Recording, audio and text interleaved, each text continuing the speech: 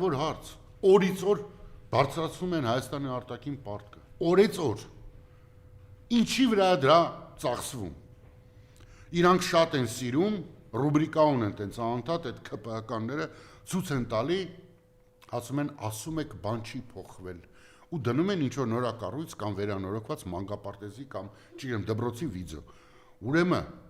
ժողովուրդ մի թողեք ձեզ էշի տեղ դնեն, Հայաստանի Հանրապետությունում կառուցվել, վերակառուցվել եւ նորոգվել են մանկապարտեզներ, դպրոցներ, ճանապարհներ, հիվանդանոցներ եւ մնացած բոլոր ենթակառուցվածքները բոլոր իշխանությունների օրոք, բոլոր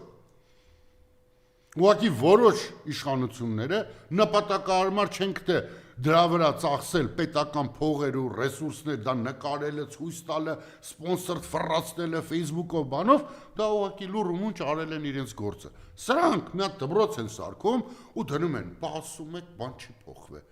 Հա, ասում ենք, փոխվել է, երբ է փոխվել է։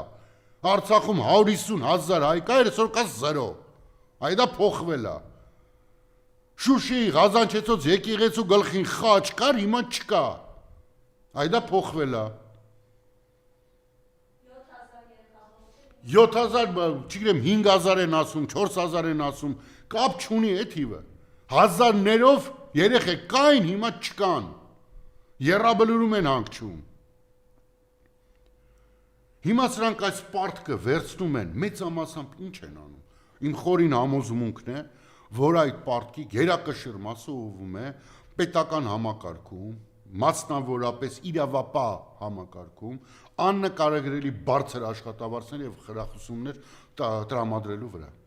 Մեր տնտեսությունը չի գեներացնում այդքան փող, որ սրանք այսքան իրավապահ պահեն։ Սրանք փող են պարտքով վերցնում, իրանց գրպանային իրավապահ համակարգն են ստեղծում, դատավորներով, դատախազներով, չգիտեմ ինչերով, եւ ամբողջ համակարգը ծառայում է միայն մեկ նպատակի՝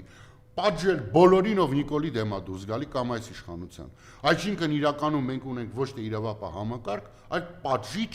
գործիք, որը պատժում է բոլորին, ով դուրս է գալի համակարգի դեմ։ Բայց այդ ամեն ինչով է արվում պարտքով։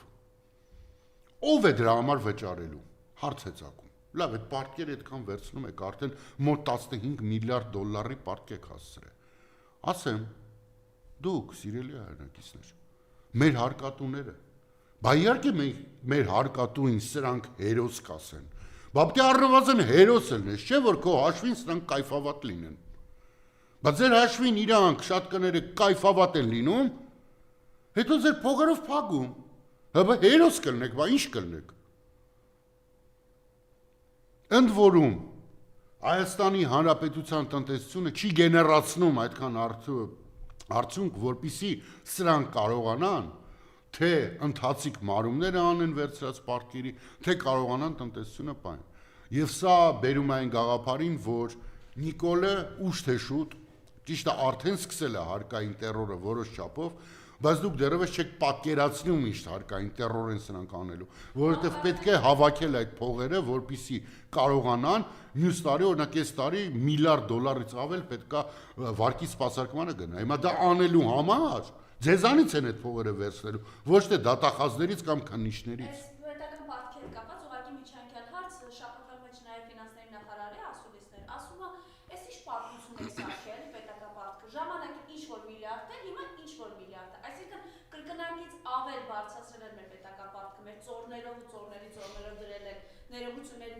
վզին, շատ ներողություն սակայության համար պարտքը, հիմա եկել են այսպիսի հայտարարություն են անում, ու այս իրականության ֆոնին աստղաբաշխական պարտքի վճարները դուք տեսեք Նիկոլ Փաշինյանը ինչ ասաց, բա տարուց անարատ լինենք ասում։ Տեսեք, ֆինանսների նախարարը կարծեմ այն մարդն է, ում մասին մամուլում գրվում էր, որ շուրջ 1 միլիոն դոլար անտոկոս ինչ-որ փոխառություն էր ստացել ինչ-որ բանկից, թե էսի ինչ, դրա համար այդ մարդուն ցած լուրջ պետք է չի ընդունել։ Մի մարդ, որ կարողանում է 1 միլիոն դոլար անտոկոս վարկ ճարել, այդ մարդու համար միլիարդ էսկո, միլիարդ ենկո ինչ կապ ունի։ Ընդ որում, սիրելի հայրենակիցներ, նաև պետք է հասկանանք եւս մեկ բան։ Նիկոլին մեծ հաշվով ձեռք է տալի,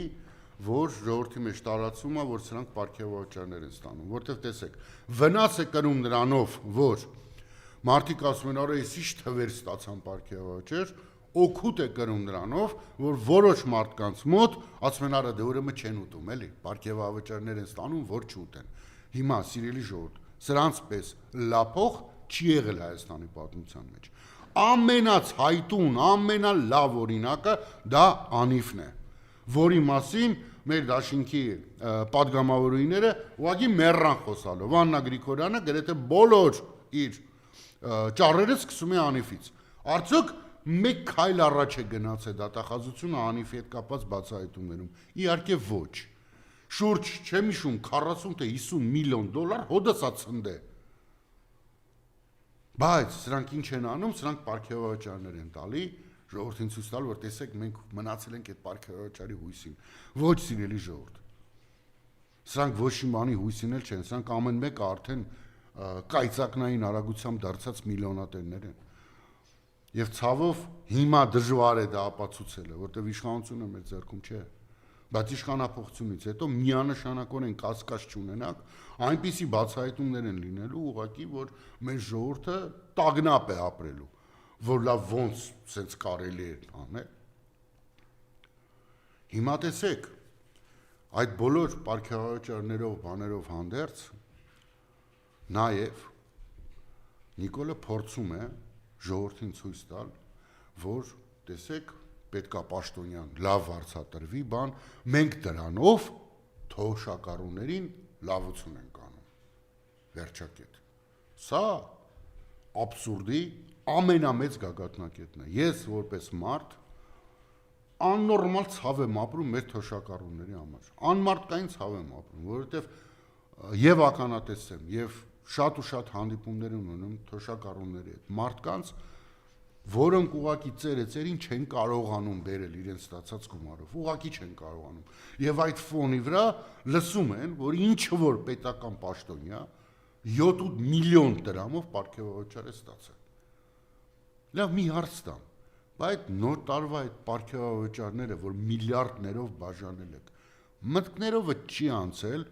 թոշակառուներին 13-րդ թոշակը տայք։ Չէ, որտեվ թքած ունեք դուք թոշակառուների վրա, ինչպես թքած ունեք երիտասարդության վրա։ Ձեր այսօրվա պահող ու հենքը դա իրավապահ համակարգն է եւ օլիգարխիան։